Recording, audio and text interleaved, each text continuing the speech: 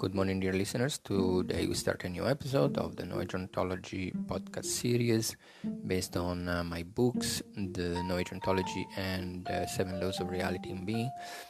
And today we introduce the topic of the Buddhist heavenly dimension of total bliss. So in the previous podcast, we spoke about the difference between being helped and being saved, and we introduced the fact that it's not possible to save other beings, but it's possible to help other beings from the point of view of interdependent reality. So save in this case means to wake up another being to the truth of timelessness. If that were possible, nobody would be suffering within cyclic existence. But in this present podcast, we introduce another topic connected to that, which we find in the Buddhist cosmology of the realms of existence of sentient beings. This Buddhist cosmology shares many similarities with the Hindu cosmology in terms of cycles of time, type of beings inhabiting those planes of existence, although the names and details can vary in each tradition. So in spatial cosmology, we find an explanation of the 3 planes of existence in ascending order, which comprise the dimension of different types of living beings according to the law of cause and effect and the law of vibration. So what causes a specific dimension and the universe to manifest is the collective karma, or the sum of all habitual tendencies, disturbing emotions and actions related to the mind consciousness of those living beings. So the 3-dimensional worlds, which I've already described in details in the book 7 Laws of Reality and Being, are the world of sensuous desire, the world of fine matter, and the formless world. So these three, these 3-dimensional worlds, we can find different heavenly realms, where the condition of existence is without any coarse suffering, as we perceive in the realm of human beings and animals. We're not going into details about all the 3-dimensional worlds and all the realms described in the Buddhist cosmology, because that's all described in the books, especially the 7 Laws of Reality and Being. In any case, these heavenly realms that we find within the upper sort of realms of existence are bound by time and impermanence.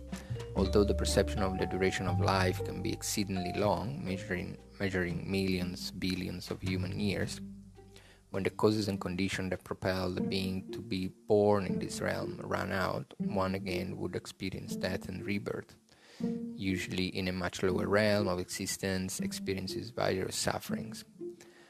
So that's, it's a continuous cycle. But in the Buddhist tradition, the Buddha taught of the possibility to be born in a pure dimension, a kind of heavenly realm where one can follow a spiritual path until total awakening without experiencing any coarse suffering and without being reborn again within conditioned existence due to karma, causes and conditional.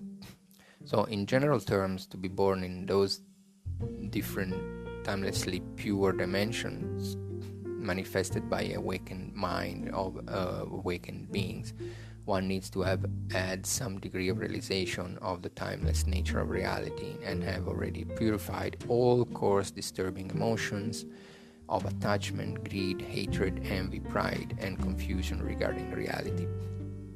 However, the pure dimension of the Buddha Amitabha, the Buddha of infinite light, the realm of total bliss, Sukhavati in Sanskrit, is said to be accessible to any sentient being who strongly wishes to be born in such dimension, and has accumulated the primary causes to be born in a dimension of bliss and liberation, free from the suffering of cycle of birth and death or conditioned existence.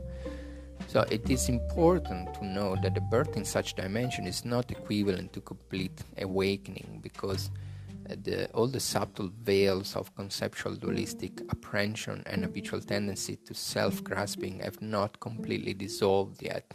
However, one can rest sure of not having to be reborn again and again within the cycle of conditioned existence until complete awakening is achieved.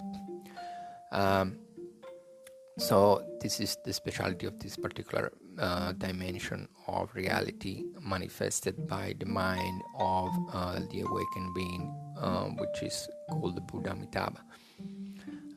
So one can find, if one is interested, one can find a lot of information about the Buddhist dimension of Sukhavati, or the Buddhist dimension of total bliss, and how to achieve a birth in such dimension. In any case, sincere devotion and aspiration to be born within this dimension will surely help. And there are rituals and mantras, prayers, etc.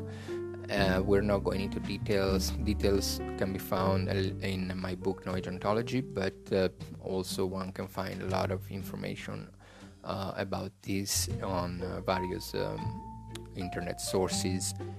And so we're not going into details about this, but this is an introduction to such a possibility.